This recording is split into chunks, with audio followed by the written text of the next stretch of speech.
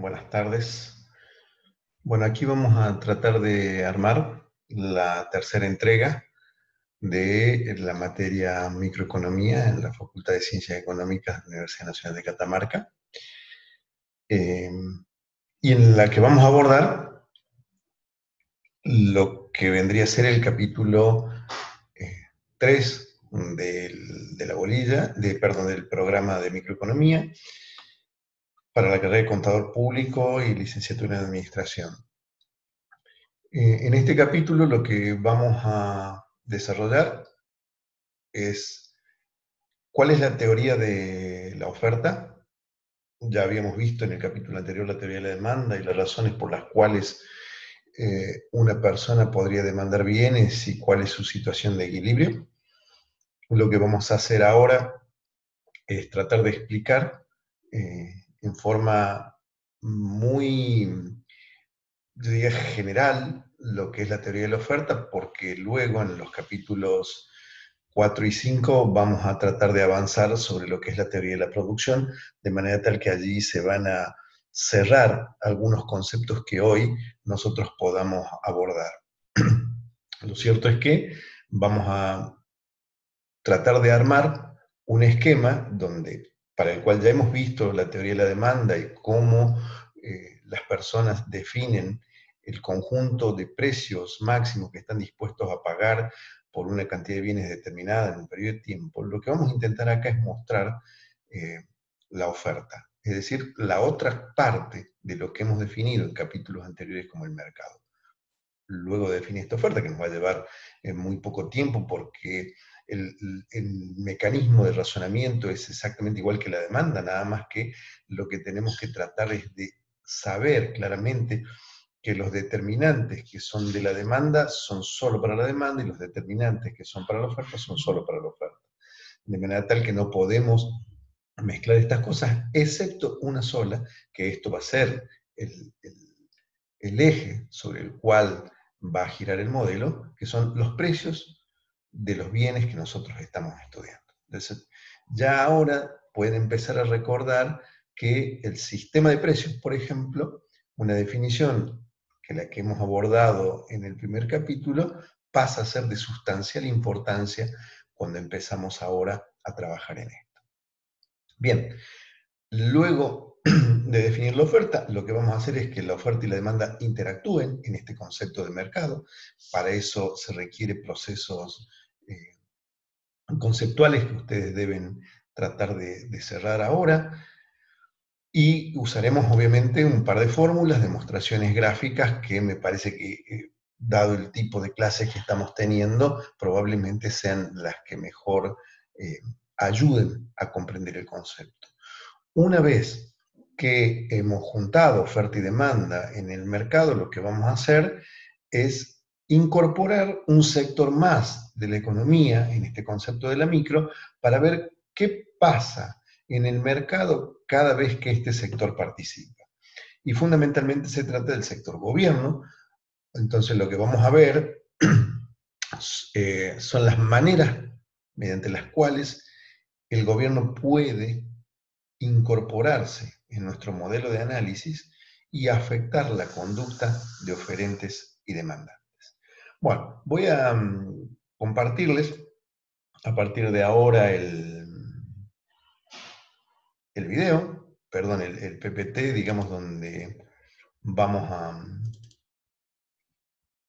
a tratar de estudiar lo que hemos estado hablando. Bien, allí pueden ver, lo que vamos a hacer es justamente, bajo el título, digamos, teoría de la oferta, pero que en realidad vamos a abordar un par de cosas más, que es fundamentalmente el equilibrio de mercado y la intervención del sector gobierno. Comenzamos con esto. Bueno, entonces, ¿qué vamos a ver? Acá está, digamos, el resumen de lo que vamos a tratar de abordar durante este capítulo. Una definición de oferta, qué es lo que sucede con cambio en la oferta y en la cantidad ofrecida. Este concepto, si ustedes ya han leído o visto el video de la teoría de la demanda, evidentemente es un concepto que ya debieran manejar, lo mismo que el de elasticidad. Después ingresaremos en esta determinación del precio de equilibrio, que fundamentalmente lo que es tratar de entender cómo funciona un mercado bajo los supuestos que nosotros hemos puesto para este curso, y cómo funcionan allí la interacción entre la oferta y la demanda, que se conoce como leyes de oferta y demanda, que no necesariamente son leyes a las que uno deba utilizar a rajatabla, sino que deben tener esa flexibilidad, que se tratan de leyes, entre comillas, que obedecen a razonamientos de una ciencia social, por lo tanto, tendrán en algún punto alguna cuestión, por lo menos polémica.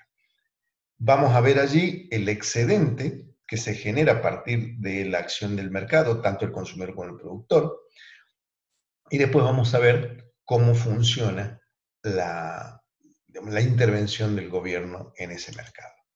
Entonces, ¿qué es la oferta? Bueno, de nuevo, tenemos que tratar de entender que como nosotros estamos hablando de la oferta de una empresa, vamos a entender de que esa oferta es la cantidad de un artículo que un comerciante, un productor está dispuesto a vender a un determinado nivel de precios.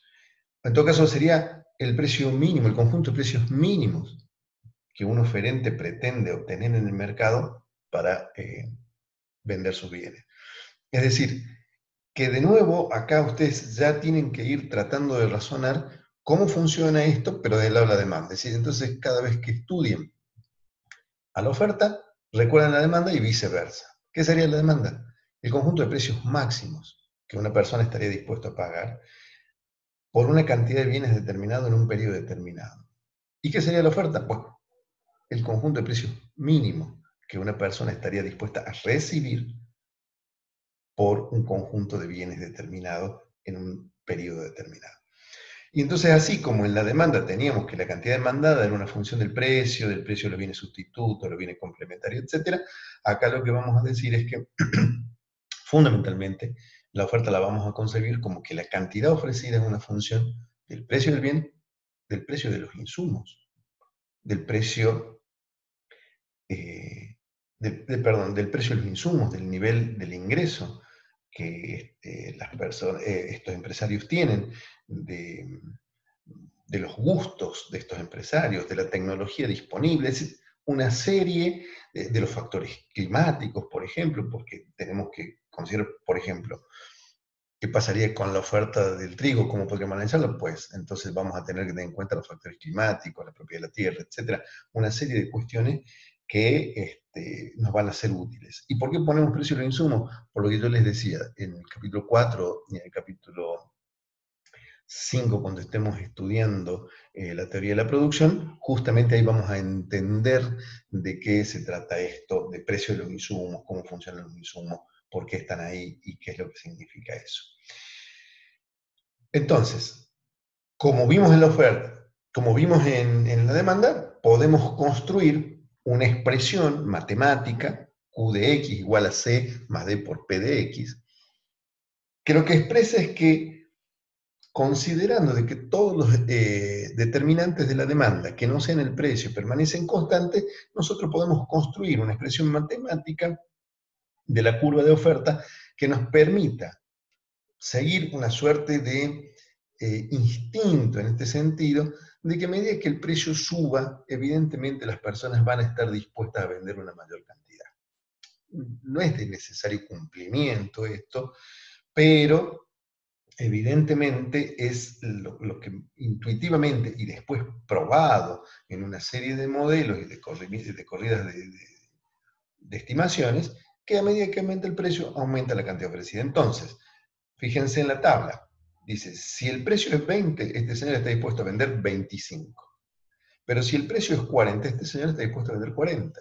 Y si el precio es 100, este señor está dispuesto a vender 50. Es decir, que a medida que va subiendo el precio, va disminuyendo, va aumentando la cantidad ofrecida. Sencillo, no tiene demasiado necesidad de pensar algo. Y entonces, ¿cómo vamos a utilizar el concepto de movimientos de precios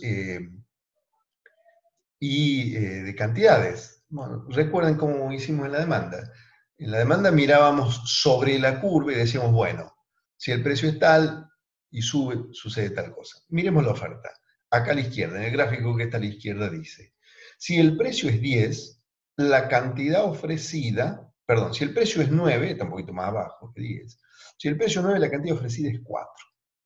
Si el precio se va a 16, un poquito más de 15, la cantidad ofrecida es 6. Es decir, que cuando se mueve el precio, se producen desplazamientos sobre la curva, es decir, sobre la recta que nos está expresando el conjunto de precios mínimos que un productor estaría dispuesto a cobrar por los bienes que está dispuesto a vender. ¿Qué pasaría si, por alguna razón, digamos, disminuyen los precios de los insumos?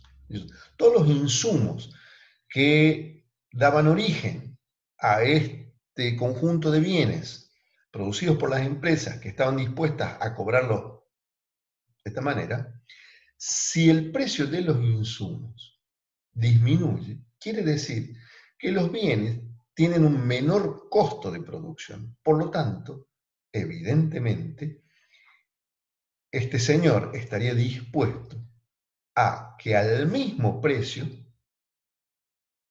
estaría dispuesto que al mismo precio ofrecer mayor cantidad de bienes. Entonces, ¿qué estamos diciendo? Que si varía cualquiera de los otros determinantes en la curva de oferta, lo que se va a producir es un desplazamiento de la curva. Hacia la derecha se aumenta la oferta, hacia la izquierda si la oferta disminuye. Recuerden eso entonces. Al igual que en la demanda, si nosotros hablábamos que la demanda aumenta, lo hace desplazándose hacia la derecha del gráfico.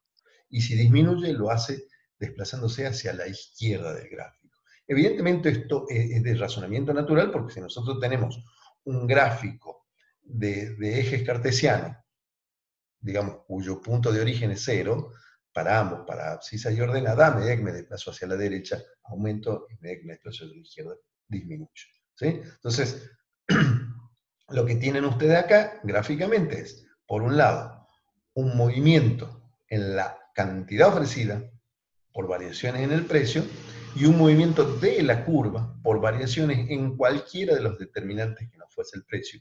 Y que para construir esta curva, como lo dijimos en la filmina anterior, necesitábamos una expresión matemática de esta naturaleza, donde suponemos, la que tiene acá a la izquierda escrita, donde suponemos que el resto de las variables o determinantes están fijas o no han variado. De nuevo, como para reiterar el concepto, digamos, si yo me muevo sobre la curva, tendremos esto que está acá a la izquierda, en el gráfico de la izquierda, un desplazamiento de los precios y un desplazamiento de las cantidades, y si no, a la derecha, un desplazamiento de la curva. Ustedes preguntarán, sí, profe, pero la cantidad también varía en el segundo gráfico. Exacto, justamente. La cantidad varía aún permaneciendo el precio constante, porque el desplazamiento de la curva está ocasionado por cualquier determinante que no sea el precio. Entonces, es cierto, en ambos lados la cantidad varía, pero en un lado lo hace sobre la curva por un movimiento del precio y en la otra por efecto de desplazamiento de la curva. Esa es la diferencia que ustedes tienen que tener en cuenta. ¿Cuál será la oferta de mercado? Bueno, así como en la demanda, la sumatoria de las demandas individuales de los individuos que conforman el mercado nos daba por resultado la demanda de mercado, bueno, en este caso, exactamente igual, la oferta de mercado depende de todos los factores que determinan la oferta de un producto individual y además del número de productores, y esto hace de que la suma de todas las ofertas disponibles en el mercado de un bien conformen lo que se llama la oferta de mercado. ¿Estamos hasta ahí? Bien. ¿Cuál va a ser el concepto de la elasticidad? Exactamente el mismo. ¿Qué es la elasticidad? Precio en este caso. Es la sensibilidad de reacción de las cantidades ante movimientos en los precios. Dicho de otra forma, la variación porcentual de la cantidad ofrecida ante movimiento, por la variación porcentual de los precios. ¿Sí?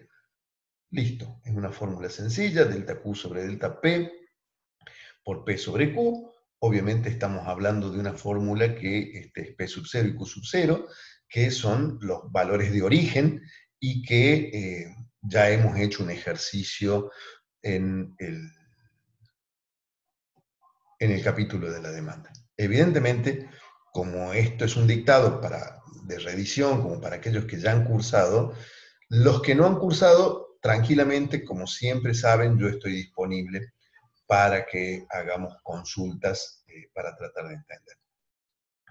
Si la elasticidad es menor que 1, la oferta es inelástica, perdón. Si la oferta es igual a 1, es de elasticidad unitaria, y si la elasticidad de la oferta es mayor que 1, la curva de oferta es elástica. ¿Sí? Acá tenemos un ejemplo que lo podemos mirar para generalizar, que así como en la demanda nosotros teníamos que una curva horizontal, una recta horizontal, perdón, nos definía una demanda perfectamente elástica, pues en el caso de la oferta es exactamente lo mismo. Es decir, en la medida en que es una curva absolutamente horizontal a las abscisas, evidentemente es una curva perfectamente elástica. Por otro lado, mientras en la demanda vertical, de un concepto vertical, era una demanda perfectamente inelástica, acá también es exactamente lo mismo. En el caso de la elasticidad 1, la oferta tiene una particularidad que es la siguiente, que cualquier curva con cualquier inclinación que parta del origen va a ser una curva que tenga elasticidad 1 en todos sus puntos. En la demanda, si ustedes siguen mirando el video, van a ver que se mueve el cursor haciendo como una asíntota de grado 1. Cuando la demanda era de esta forma, también tenía elasticidad 1 en todos sus puntos. También hay una particularidad, y esto lo vamos a decir muy marginalmente, es que una curva de oferta que no corte por el origen, sino que corte, supongamos, por la izquierda, es decir, que sea una curva respecto al gráfico un poco más alejada y que corte al eje de la abscisa en su parte negativa, tendrá una elasticidad determinada en todos sus puntos y variando, diferente a una curva que viniese por debajo de la curva que estamos viendo de elasticidad igual a 1 y cortase a las abscisas en su punto positivo. ¿Cómo surge esto?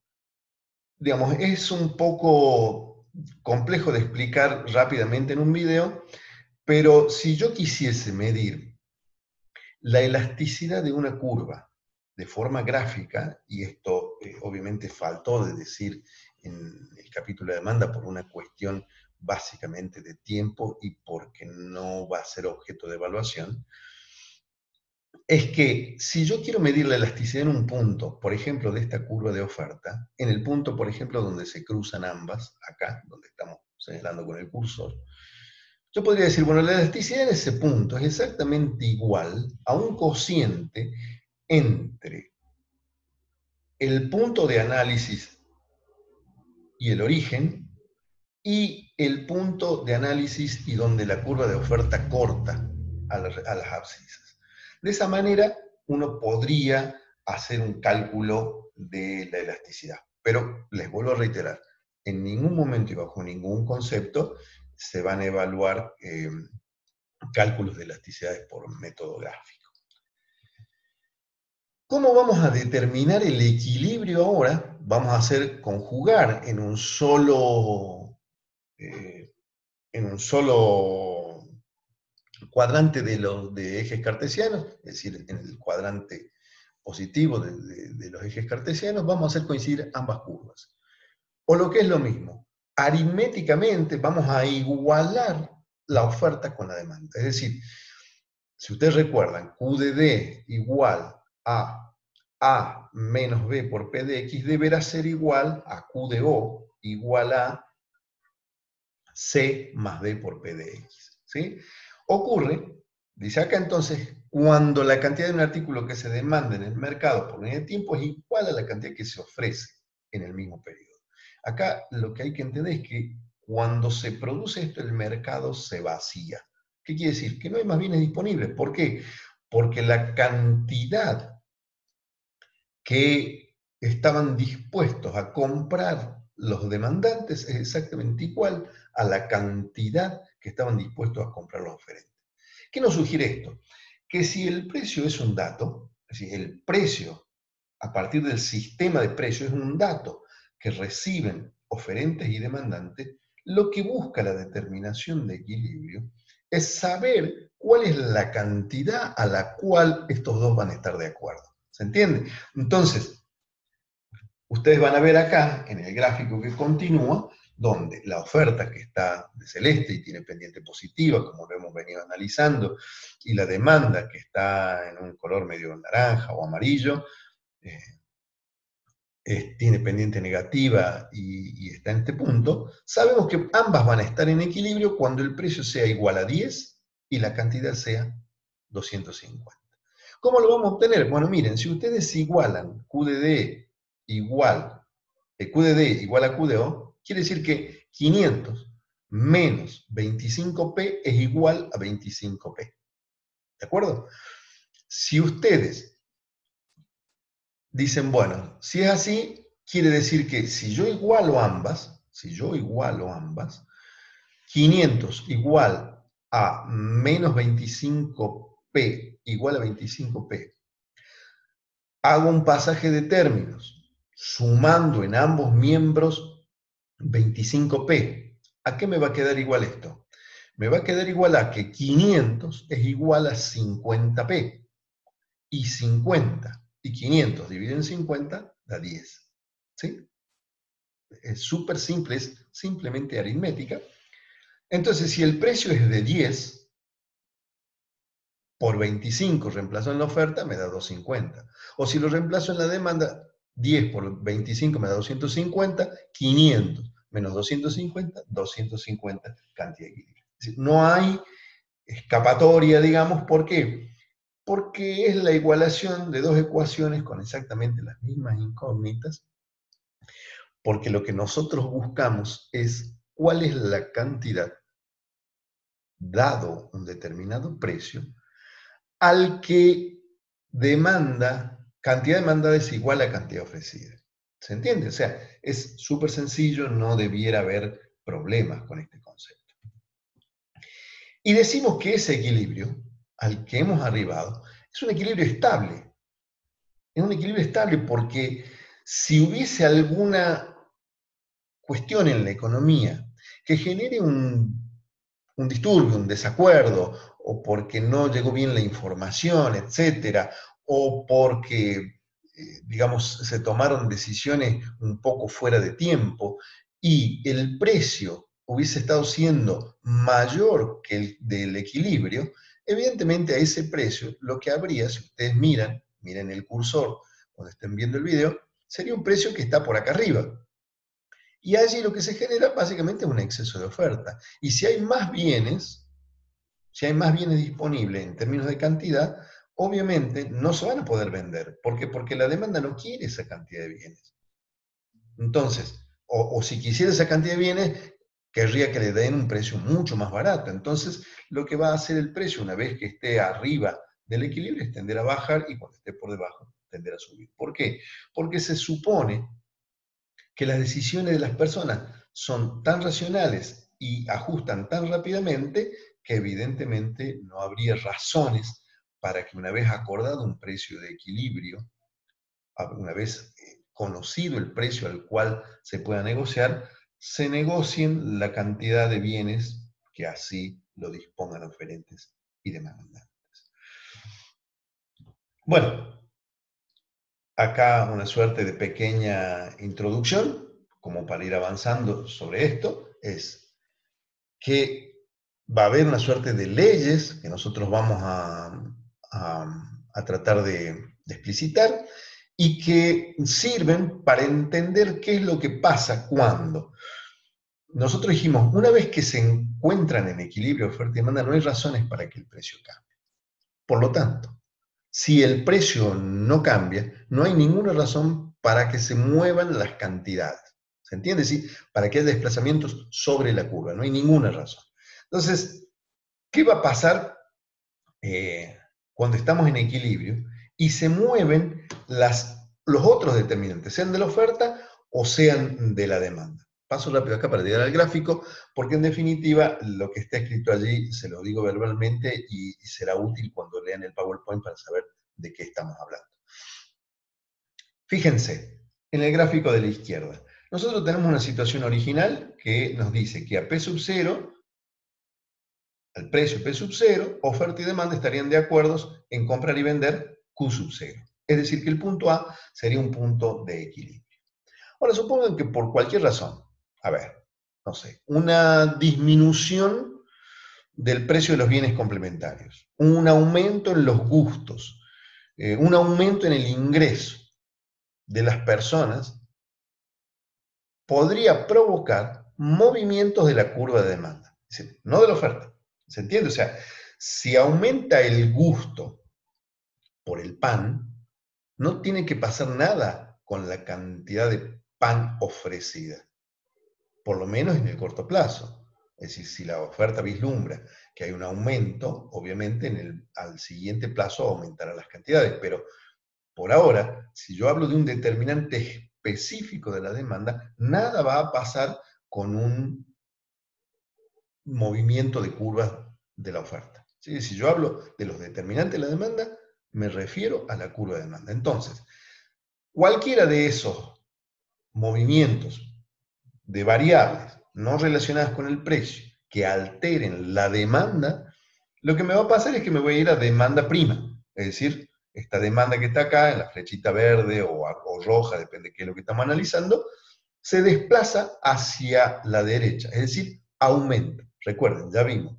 las curvas cuando se desplazan a la derecha aumentan las cantidades y niveles de precio, en el caso de la demanda, ¿sí? Es decir, siempre aumentan hacia la derecha y disminuyen hacia la izquierda. Es decir, que yo podría decir, bueno, no, miren, yo estaba en P sub 1, la cantidad que coincidía acá para que se demande y se ofrezca era Q sub 1 y el equilibrio era B.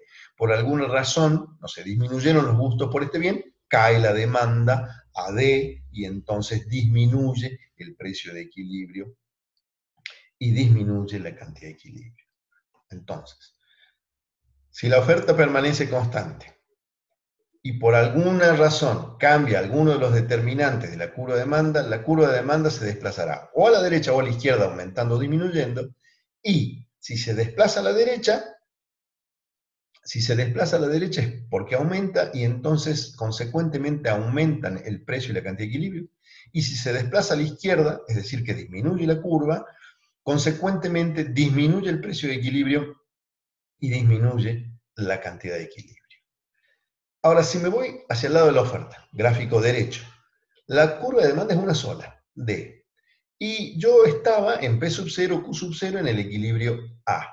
Por alguna razón que obedece al cambio de alguno de los determinantes de la curva de oferta, la curva de oferta se desplaza a la derecha llevándome a B en el equilibrio. Es decir, que si la curva de oferta se desplaza a la derecha aumentando, evidentemente el precio tiende a bajar y la cantidad ofrecida tiende a subir, por lo que el nuevo equilibrio en el punto B será a un precio menor y a una cantidad mayor. Es decir que cada vez que aumenta la oferta permaneciendo la demanda constante por alguna razón que no es la del precio,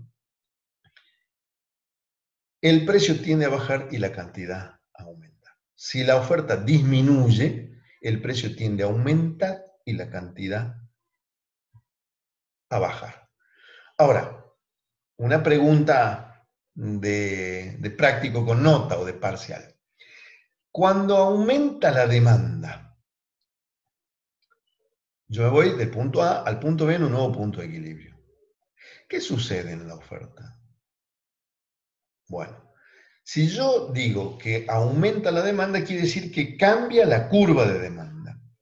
Pero cuando cambia la curva de demanda, obligándome a ir a un equilibrio, P sub 1, Q sub 1 en el punto B, desde el punto A al punto B, sobre la curva de oferta, hay un desplazamiento del precio. Y por lo tanto, vuelvo a corroborar que a medida que aumenta el precio, sube la cantidad ofrecida. ¿Se entiende? Espero que sí, porque está bueno, se me acaba de ocurrir como pregunta para evaluar.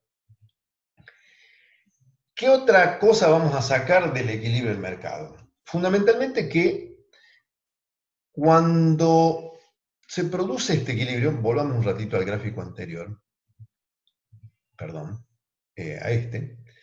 Cuando nosotros estamos en este equilibrio, es decir, el precio 10, cantidad de equilibrio 250, y decimos, si se trataba de la oferta, y lo vimos ya en la demanda, si se trataba de la oferta, ¿qué significaba la oferta? El conjunto de precios mínimos que el oferente está dispuesto a cobrar por una cantidad de bienes determinada. ¿Y qué significaba la demanda? El conjunto de precios máximos que la demanda estaba dispuesta a pagar. Entonces, ¿qué quiere decir? Si yo me sitúo en la demanda, en la curva de demanda, sobre esta línea, lo que quiere decir esa definición es que este es un conjunto de precios máximos. O sea que más precio por eso no voy a pagar. ¿Y qué es la curva de oferta? Me dice que menos de eso no voy a cobrar, porque es el conjunto de precios mínimo. Entonces, ¿qué hace el equilibrio? Pues a todos los demandantes que están en esta parte, ¿la ven? Espero que sí. Y a todos los oferentes que están en esta parte, les está ofreciendo un precio diferente al que ellos estaban dispuestos a pagar. Y en el caso de los demandantes, el precio que les ofrece el mercado es menor que el que ellos estaban dispuestos a pagar. Y en el caso de los oferentes, el precio es mayor que lo que ellos están dispuestos a cobrar. Entonces, esto es un razonamiento estrictamente lógico. Si yo soy un demandante y por lo que quiero comprar me ofrecen un precio menor, no voy a decir, no, perdón, yo estaba dispuesto a pagar 100, si vos me lo querés vender 80, es cosa tuya, yo pago 100. Imposible, medio ilógico. Lo mismo sería un oferente, que le dicen que él estaba dispuesto a cobrar como mínimo 80 y yo le digo, no, pero yo te quiero pagar 100. Ya, no, mira, mi curva de oferta es muy clarísima, yo quiero cobrar 80. No, cobraría los 100. Entonces, se produce lo que se conoce como los excedentes del consumidor y el productor. Todos los precios que están por debajo de la demanda son excedentes del demandante. Y todos los precios que están por arriba de la oferta son excedentes del oferente. El tema es que acá, como se cruzan, evidentemente, como la demanda paga este precio, hasta ahí llega su excedente. Y como este oferente cobra este precio, hasta allí llega su excedente. Entonces, cuando tenemos una curva de oferta y una curva de demanda que se cruzan en un mercado, determinan un precio de equilibrio y una cantidad de equilibrio, evidentemente están determinando de hecho la existencia de un excedente de un productor y la excedente del consumidor, y cuya fórmula de cálculo es la que ustedes tienen aquí abajo, a la que pueden acceder tranquilamente para calcular estas cuestiones. Entonces, súper fácil, súper entendible, por lo menos creo yo, en la medida en que nosotros interpretamos correctamente cuáles son las definiciones de las curvas. ¿Qué va a pasar cuando nosotros hacemos de que el gobierno interceda o participe de la acción del mercado? Tratando de regularlo, tratando de hacer que ese precio de equilibrio y esa cantidad de equilibrio alcancen a mayor número de personas, por ejemplo, o que no se produzcan situaciones complicadas. Entonces, él puede intervenir en el mercado para muchas cosas. En algunas puede hacerlo muy bien, en otras puede hacerlo muy mal, y eso ya entra en un terreno donde lo que yo no quisiera jamás es que ustedes tengan un preconcepto sobre esta situación, debido a que hay quienes piensan de que está bueno de que el gobierno o el Estado, son dos cosas diferentes, ¿no? Intervengan en la economía, hay quienes piensan que está muy mal, hay quienes piensan que es normal, otros piensan que no es tan normal. Es decir, hay mucha bibliografía, mucha mucha discusión acerca de la participación del Estado. Si nosotros estamos viviendo hoy una pandemia, está claro que el Estado es necesario debido a que es el que pone una serie de regulaciones. Por ejemplo, no interviene en el mercado, pero cuando decreta una cuarentena que nadie puede salir, evidentemente está afectando el mercado. ¿Por qué? Porque la gente, si no sale, no compra, o si no sale, no gasta, y entonces, evidentemente, genera problemas de descenso de demanda, si nosotros miramos un poquito las curvas anteriores. Entonces, ¿qué es lo que puede pasar? Es que el mercado, la intervención del gobierno en el mercado, a lo que apunta es a modificar las condiciones del equilibrio, básicamente, porque el equilibrio se da cuando la cosa es absolutamente natural, y evidentemente, permítanme volver nuevamente a este gráfico, supongan lo siguiente: ustedes van al médico, el médico les dice que necesitan una cantidad X de pastillas, o de medicamentos, o de jarabe, o lo que sea. Supongan, sigan el cursor, supongan que la cantidad que le genera el médico, la receta del médico, es una cantidad que está a la derecha de la cantidad de equilibrio, ¿sí? Acá, en ese punto donde está el cursor. Evidentemente, esa cantidad, la demanda está dispuesta a pagarla a este precio, que está acá. Pero a esa cantidad la oferta admitiría como mínimo este precio. Por lo tanto, el precio de las cosas que me receta el médico está muy por encima del que yo puedo pagar. Entonces, si está muy por encima de lo que yo puedo pagar, ¿qué tengo que hacer? Ir a decirle al médico: no, mira, recetame menos porque no las puedo pagar. Pero la receta de las medicinas no tiene que ver con el mercado, tiene que ver con el tamaño de la enfermedad. Es decir, si a mí me duele la cabeza y necesito 2 aspirinas, no puedo tomar una porque son caras. Tengo que tomar las 2 porque si no el dolor no se me pasa. Entonces, las razones que determinan la demanda no tienen nada que ver con las que determinan la oferta. Y entonces, cuando no están de acuerdo, en un caso genera un excedente positivo, pero en otro caso genera una externalidad negativa. Entonces, no siempre, digamos, estar en equilibrio es bueno, por lo menos desde el concepto de cómo resolver ciertas necesidades. Ahora, ¿cómo podría intervenir el gobierno en el mercado? Pues podría ser de forma directa o de forma indirecta. ¿Cuándo lo hace de forma directa? Por ejemplo, poniendo precios máximos. ¿Qué es poner un precio máximo? Bueno, fíjense, en el gráfico, el precio máximo es el que está con su cartel, obviamente, una línea naranja, y me dice, bueno, si yo quiero favorecer a quienes demandan, voy a poner precios máximos. Si quiero favorecer a quienes ofrecen, voy a poner precios mínimos. Entonces, es una manera súper directa que tiene. Algo de eso estamos viviendo en estos momentos en la Argentina. Para tratar de evitar una escalada en los precios, lo que hace el gobierno, pone una lista de precios máximos. Recuerdan ustedes el alcohol en gel, los barbijos, etcétera, y que han generado una serie de problemas. ¿Por qué? Porque se han descubierto sobreprecios, etcétera. O sea que la intervención del gobierno en el mercado no es algo gratis, digamos. Tiende a beneficiar a algunos y a perjudicar a otros, y lo que genera básicamente es una intervención que modifica las condiciones de un mercado que actúa sin ninguna presión. El precio mínimo, como les dije recién, lo que va a generar es un excedente de oferta, y evidentemente lo que nos va a producir es que los demandantes se van a ver obligados a demandar menores cantidades. Así que, bueno, no, digamos, no tiene mucha más explicación que entender el gráfico y relacionar. Si nosotros mostramos recién que en la medida que no había ningún tipo de intervención, si el precio estaba por encima del equilibrio, tendería a bajar, y si el precio estaba por debajo del equilibrio, tendería a subir. En estos casos lo que se producen es como una suerte de contenedores de precios que impiden que se muevan, y cuando los precios no se mueven y siguen actuando como una señal para quienes toman decisiones, se producen o excedentes de oferta o excedentes de demanda, según de qué se trate.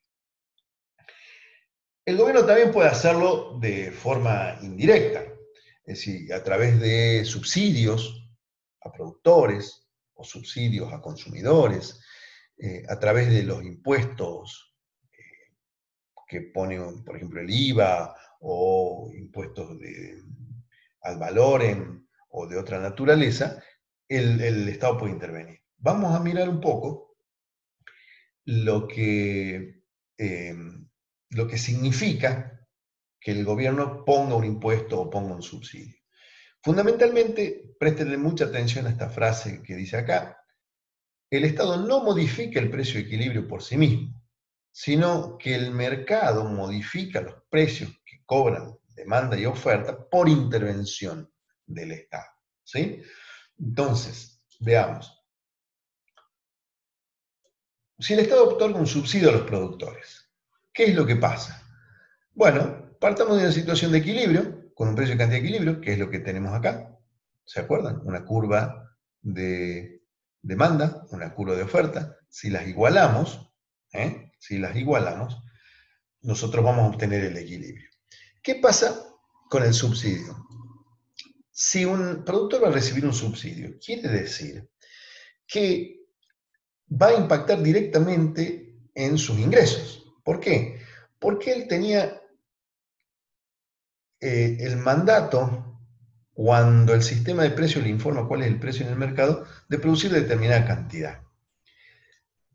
Pero si a ese precio yo le otorgo un subsidio, quiere decir que conceptualmente, por la misma cantidad, este señor está recibiendo precios mayores, sin alterar sus costos. Es decir, él sigue teniendo los mismos costos, genera la misma cantidad de producto, está dispuesta a venderla a un precio mínimo, y entonces dicen, no, pero yo te voy a dar un subsidio. ¿Qué significa?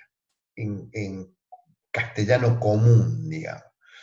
Que el precio obtenido por el productor es el precio del mercado más el volumen del subsidio del que él se pueda apropiar.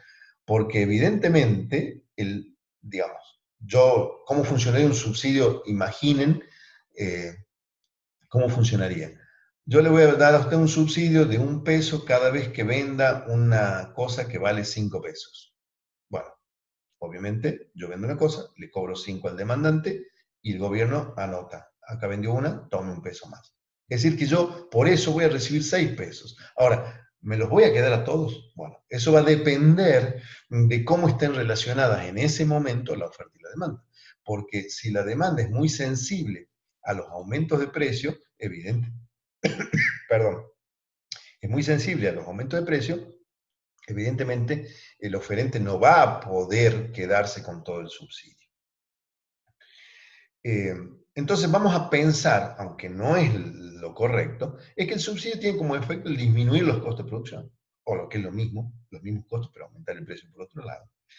Entonces, se supone que lo que yo quiero lograr es un efecto tal que construir una curva de oferta que represente a la misma oferta anterior a la que le agrego el subsidio.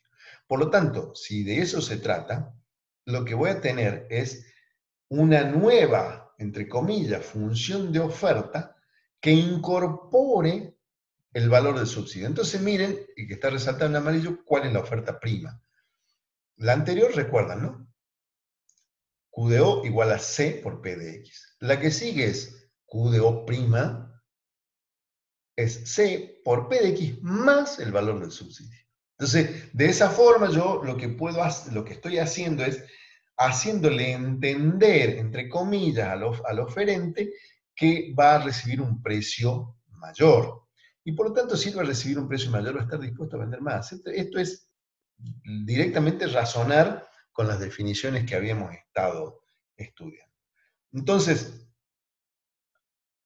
va a aumentar la oferta. Ahora, darle un subsidio a los oferentes, ¿qué significa del lado del Estado? Que va a tener un gasto, ¿no es cierto? Que va a tener un gasto. Ahora, ese gasto, evidentemente, va a llegar de determinada manera a la sociedad. Fíjense, acá tenemos un gráfico. La oferta original es esta, que dice O sin subsidio, y su equilibrio era P sub B, Q sub B. Vamos a la oferta amuleto, digamos a la Q', es la que se ha desplazado hacia la derecha. Entonces, acá, ¿qué dijimos al principio? Cuando se desplazan la curva de oferta-demanda, vamos por esta en particular, cuando se desplaza la curva de oferta, lo que va a pasar sobre la curva de demanda es que se va a desplazar el precio. Entonces, si la oferta es mayor, se desplaza hacia la derecha, o hacemos como que, el precio que va a pagar el consumidor es el que está acá. O sea que es un precio más bajo, y va a obtener una cantidad más alta. Pero, y va a ir, él va a pagar a ese precio que paga el consumidor, se lo va a pagar al oferente. Ahora, ¿el oferente qué va a recibir? Va a recibir ese precio más el subsidio. Por lo tanto, el precio que va a recibir el productor es el que está acá arriba. De manera tal que los excedentes de ambos aumentan. Fíjense, antes el excedente de la demanda estaba acá, era este triángulo. Ahora es un triángulo más grande, se agrega todo esto. ¿Sí? Se agrega toda esta parte azul. Y el excedente de la oferta antes era este triángulo.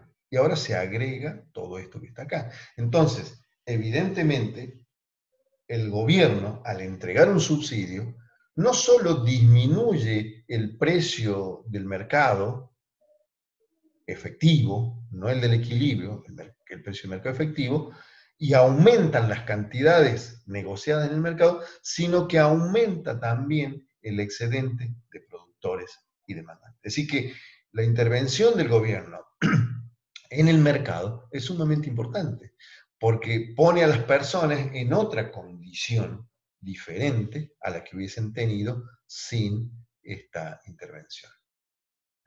¿Qué pasa si aplica un impuesto? Pues básicamente va a ser exactamente al revés. ¿Sí? Yo tenía una curva S sub 1 y demanda sub 1 donde estaban en equilibrio al precio de 3 y la cantidad es de 100, ¿sí? Me dice que le va a comprar 50 centavos de impuesto. Entonces, ¿qué va a pasar? Si yo aplico el mismo razonamiento matemático sobre la curva de oferta para generar una oferta prima, evidentemente mi curva se va a desplazar hacia la izquierda. ¿Y qué va a pasar? Que el precio que va a pagar la demanda es más alto, la cantidad que va a recibir es más baja, pero el precio que va a recibir la oferta también es más bajo, porque hay que descontar el valor del impuesto. Entonces, si el precio después, cuando yo igualo la oferta prima con demanda y me da 3,30, debo restarle los 50 centavos del impuesto, o sea que el consumidor va a pagar 3.30, perdón, y el productor va a recibir 2,80. Los otros 50 centavos que hay de diferencia van a ser el ingreso o la recaudación tributaria. 0,50 multiplicado por 90 es lo que me va a dar el valor total de la recaudación de impuestos en este momento. Mucho que agregar no hay, así como un subsidio aumenta los excedentes del productor y del demandante, un impuesto va a tender a bajarlos, evidentemente, porque las curvas de oferta se desplazan hacia la izquierda, y si uno sabe que la demanda está fija y la curva de oferta tiende a desplazarse hacia la izquierda, el precio y la cantidad de equilibrio van a variar. El precio va a aumentar y la cantidad de equilibrio va a disminuir. El gráfico que ven a continuación simplemente es hacer un impuesto proporcional en vez de un impuesto fijo como el anterior y punto, digamos. Van a tener acá en un gráfico para que ustedes puedan analizar en su PowerPoint, que va a estar disponible obviamente cuando subamos el video, que es comparar ambos casos como para que ustedes traten de entender o hacerse preguntas que después podamos evacuar a partir de la consulta. Bueno, chicos, este capítulo es un capítulo arduo, no es un capítulo sencillo, no es un capítulo fácil, porque es un capítulo donde hay un montón de conceptos que se juntan. Y entonces mi consejo es que, para estudiar esto, primero traten de entender bien a pie juntillas qué significa demanda, qué significa oferta, cómo se construyen, cuál es la razón de existencia, cómo funcionan cuando varían sus determinantes, qué pasa con el precio, etc. que hagan un buen análisis de eso y después hagan el ejercicio de juntar. O sea, que no se pongan a estudiar una fórmula poniendo igualdades y bueno, sí, me da... No. Traten de entender qué es lo que pasa cuando estas dos condiciones, que son contradictorias entre sí, porque fíjense, ¿qué es la demanda? Es el conjunto de precios máximos que yo estaría dispuesto a pagar, más que eso no quiero pagar. ¿Y cuál es el concepto de la oferta? Es el conjunto de precios mínimos que estoy dispuesto a cobrar. O sea, menos de eso no quiero cobrar. Por lo tanto, no es tan sencillo juntarlas y entender de que va a haber un precio al cual ambas van a estar de acuerdo. Lo resolvemos a partir de las matemáticas y del gráfico, pero desde el punto de vista intuitivo, conceptual, no es una cuestión tan sencilla. Les doy un ejemplo. Supongo que ustedes quieren comprar un pantalón determinado, están dispuestos a pagar 100 pesos, obviamente estoy fuera de precio, hagamos de cuenta que eso es. Salen a comprarlo y lo ven por allí en un escaparate a 110. Y no lo comprarían porque ustedes han decidido que van a comprar a 100. Es el máximo que estarían dispuestos a pagar. Y el señor que vende está dispuesto a cobrar como mínimo 110. O sea, por lo tanto no están de acuerdo. Empiezan a caminar, lo encuentran a 100 pesos. Entonces, uno racionalmente, ¿qué diría? Si caminé una cuadra, allá valía 110 y acá ya vale 100, capaz que en una de esas, como es el precio máximo que yo estoy dispuesto a pagar, capaz que lo consigo más barato. Sigo caminando, 2 cuadras más, 90 pesos el mismo pantalón. ¿Qué hago? ¿Lo compro? Bueno, todo depende. Si mi razonamiento es, si sigo caminando va a seguir bajando, pero también digo yo, sí, pero la verdad que ya estoy cansado, son 4 cuadras, etcétera, bla, bla, bla, lo compro a 90. Hice un negocio, tuve un excedente. ¿Por qué? Porque estaba dispuesto a pagar 100, lo pagué 90. ¿El señor que me lo vendió perdió? No, porque el mínimo que él estaba dispuesto a obtener era 90, por lo tanto él sale contento de su negocio, de haberme vendido el pantalón. Me subo, salgo, me pongo el pantalón, lo pongo en una bolsa, qué sé yo, me voy a tomar de vuelta mi ómnibus de vuelta a casa, y cuando paso por frente de la parada, hay otro negocio al que yo no había prestado atención, y el pantalón que yo pagué 90 y que estaba dispuesto a pagar 100, vale 80, o lo cobran 80. ¿Qué pasó? Hice una transacción fuera del equilibrio. Me perdí, ¿qué? Bueno, no pasó nada. ¿Por qué? Porque la información generalmente en los mercados no es perfecta. Porque si yo tuviera perfecta información y los oferentes tuvieran perfecta información también, haríamos todas nuestras transacciones en equilibrio. No habría necesidad de que exista un mercado. Simplemente con saber cuál es la información perfecta, tomaría las decisiones correctas. Entonces nadie se fundiría, nadie compraría cosas. En realidad, la realidad es que las empresas calculan, las personas especulamos, todos hacemos nuestra historia y tomamos decisiones lo más racional posible, pero no necesariamente en el equilibrio. O en todo caso, lo tomamos cerca del equilibrio y a veces no tan cerca. Depende de cómo pensamos las cosas y de cómo actuamos, de cuál es nuestro nivel de ingreso, de cuáles son nuestros gustos, de cuáles son las condiciones, etc. O sea que el mundo en general es bastante más incierto que estos gráficos, es bastante más complejo que estos gráficos, pero estos gráficos y esta fórmula y esta forma de encarar el razonamiento nos ayudan a pensar estos fenómenos de manera más ordenada. Así que bueno, chicos, nos estamos viendo en la próxima entrega. En estos momentos termino de armar el video y estoy colgando el práctico sobre el capítulo 2. Les mando un abrazo, que anden muy bien. Buena semana.